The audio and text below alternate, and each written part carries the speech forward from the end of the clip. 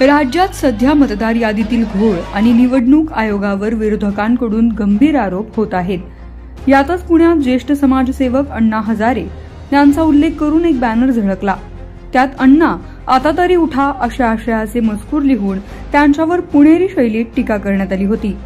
या बॅनरवर अण्णा हजारे यांनी मौन सोडलं आहे। हे माझे दुर्दैव आहे। दफ्तर दिरंगाई, बदलीचा कायदा, लोकपाल, लोकायुक्त यासारखे 10 कायदे आणले। आता 90व्या वर्षानंतर अण्णा हजारेंनी हे करतच राहावं आणि तुम्ही झोपून राहावं अशी कुणाची अपेक्षा असेल तर हे चुकीचं आहे, असे म्हणत अण्णा हजारेंनी निराशा व्यक्त केली आहे। हे दुर्दैव आहे माझं। 10 कायदे आले, 10 कायदे। भ्रष्टाचार होऊ नये, भ्रष्टाचाराला आळा बसावा यासाठी मी 10 कायदे केले। माहितीचा अधिकार, एक माहितीचा अधिकार देशाला मिळाला। किती जागृती आली। माहितीचा अधिकार, दप्तर दिरंगाई, बदलीचा कायदा, लोकपाल, लोकायुक्त असे 10 कायदे। आता अण्णा हजारे 90 वर्षानंतर करत राहावं आणि तुम्ही झोपून राहावं असं जर कोणी अपेक्षा करत असेल ते चुकीचं आहे।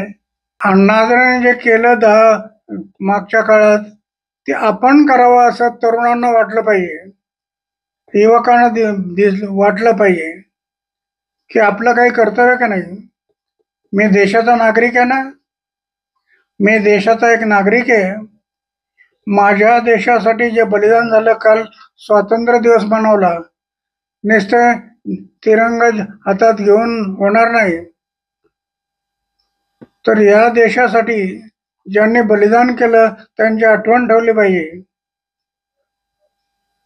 नुसतं बोट दाखवायचे, हे करा ते करा ते करा, ते नुसतं त्याच्यातून होणार नाही। तरुणांनी जागा झालं पाहिजे। मी मोठ्या आशेने तरुणाकडे पाहतोय। युवा शक्ती एक राष्ट्रशक्ती आहे। ही जर जागी झाली तर उद्याचं भविष्य दूर नाही असं मला वाटतं। म्हणून एक कायदे करून तरुणांच्या हातात दिले आणि आज एवढे वर्ष झालेत, एवढ्यानंतर हा आवाज जो कानावर येतो की अण्णा हजारेने जागं व्हावं। अण्णा हजारे यांच्या या प्रतिक्रियेनंतर ज्या तरुणाने हे फ्लेक्स झळकवले होते तो तरुणही आता समोर आलाय। त्याने अण्णा हजारे यांचे आभार मानले। मात्र आभार मानत असताना अण्णा हजारे यांनी आपल्याला निराश केल्याचं म्हटलं आहे। काय म्हणतोय हा तरुण, तुम्हीच पहा। आता मी आज जे बॅनर लावले होते 2 दिवसापूर्वी, अण्णा हजारेंनी देशाच्या लढ्यात सामील व्हावं, हुकुमशाहीच्या विरोधात लढ्यात सामील व्हावं, त्याबद्दल आज माझं सुदैव समजतो की अण्णांनी प्रतिक्रिया दिली। परंतु थोडासा निराश झालोय प्रतिक्रियेने। अण्णांनी प्रतिक्रिया दिली की मी 90 वर्षाचा झालोय, आता काय सगळं मीच करायचं का, तरुणाईने देश हातात घेतला पाहिजे। निश्चितपणे मी अण्णांच्या या वक्तव्याचा आणि या मताचा आदर करतो। परंतु एक नाराजी माझ्या मनात अशी आहे की मला असं वाटत होतं की अण्णांसारख्या ज्येष्ठ गांधीवादी नेत्यांनी देशाचं पुन्हा एकदा 2011-12 सारखं नेतृत्व करावं। ठीक आहे, त्यांचं वय वर्ष 90 झालंय, पण त्यांनी ॲटलिस्ट मार्गदर्शन करावं, भीष्म पितामह व्हावं आणि महाभारताच्या लढ्यात जसं सहाय्य केलं होतं भीष्म पितामहांनी तसं प्रकारे या लढाईत उतरावं।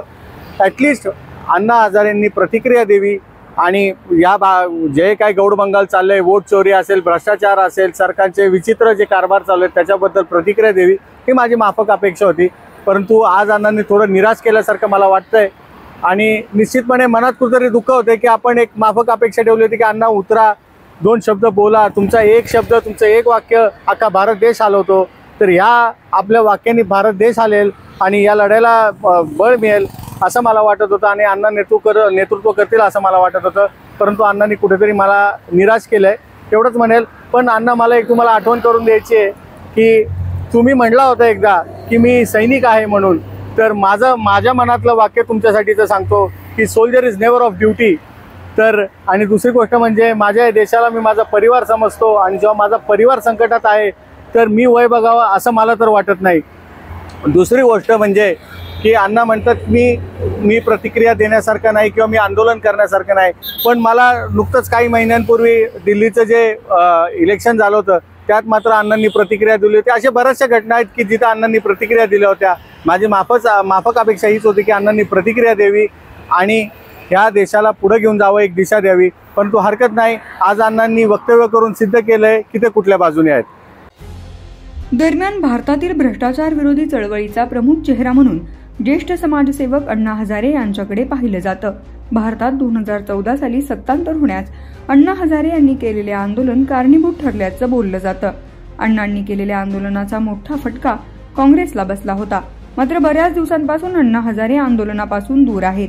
त्यावरून पुण्यात काहींनी पुणेरी शैलीत अण्णांवर टीका करणारे बॅनर लावले होते.